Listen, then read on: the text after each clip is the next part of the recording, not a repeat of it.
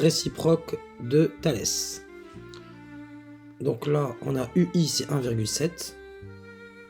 UI, donc cette longueur-là, hein. UI, c'est 1,7. UV, c'est 8. UV, cette fois-ci, on nous donne donc UV la base. Enfin, une base. UV, c'est 8. UI, c'est bon. PI, c'est de là à là. PI, c'est 5,1. Et donc si, encore une fois, même remarque, hein, si vous avez là de P jusqu'à U, vous voulez connaître la longueur PU, et vous savez que là c'est 1,7 et que de là à là c'est 5,1, naturellement, de là à là, ça fait 5,1 plus 1,7, ça fait 6,8. Bon. Donc PU, vous l'avez, c'est 6,8. PV, c'est 7,6. De P à V, c'est 7,6. Et PX, cette longueur ici, c'est 5,7. Maintenant, arrivé là, on nous demande de montrer que les droites IX et UV sont parallèles. Donc, IX et UV, c'est ces deux droites-là. Donc, on a déjà les conditions. On a bien que les droites VX et UI sont 50 ans. Voilà. UI, si je la prolonge, donc I, si je la prolonge, et VX, si je les prolonge, VX, elles sont 50 en P, pardon, c'est le réflexe. Donc les droites VX et UI sont 50 en P.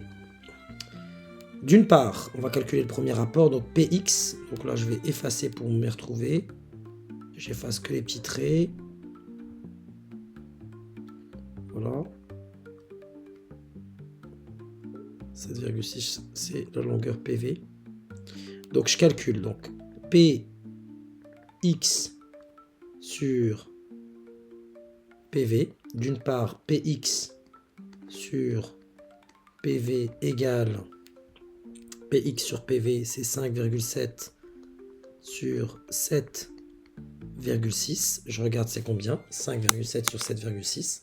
5,7 sur 7,6 sur 7,6, ça me donne 3 quarts. D'autre part, je calcule PI sur PU. On vient de dire que de P à U, c'était 6,8. Donc PI, que voici, PI sur PU. Sur PU égale 5,1 sur 6,8. Cela me donne donc 5,1 sur 6,8. 5,1 sur 6,8. Je devrais retomber sur 3 quarts. En effet, ça me donne 3 quarts. On a PX sur PU qui est égal sur PV, pardon, PX sur PV qui est égal à PI sur PU. Donc d'après la réciproque du théorème de Thalès, donc d'après la réciproque du théorème de Thalès, deux points, les droites sont parallèles. Les droites IX et UV. Et donc là, ça me permet de dire quoi finalement? Puisque j'ai cette troisième condition, et bien tout simplement, je peux utiliser le théorème de Thalès. J'ai toutes les conditions. J'ai les droites qui sont 50 en P, j'ai le fait que IX et UV sont parallèles, donc j'ai plus qu'à écrire finalement que PX sur PV égale à PI sur PU, et c'est eux-mêmes égaux à XI sur VU. XI qu'on cherche sur UV. Sur UV. PI sur PU, je prends celui-là, PI sur PU, ça me fait 5,1 sur 6,8, qui est égal à XI sur UV, donc sur 8. Donc, par un produit en croix, XI, il est égal à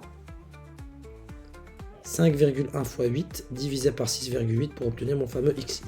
Donc 5,1 fois 8 divisé par 6,8, j'obtiens donc 5,1 fois 8, 5,1 fois 8, le tout divisé le tout, donc 5,1 fois 8, divisé par 6,8, 6,8, j'obtiens alors 6. Et voilà la réponse. Donc là, j'obtiens égal à 6. Donc XI égale à 6. Et cela clôt l'exercice 3/4 de 8, c'est en effet 6.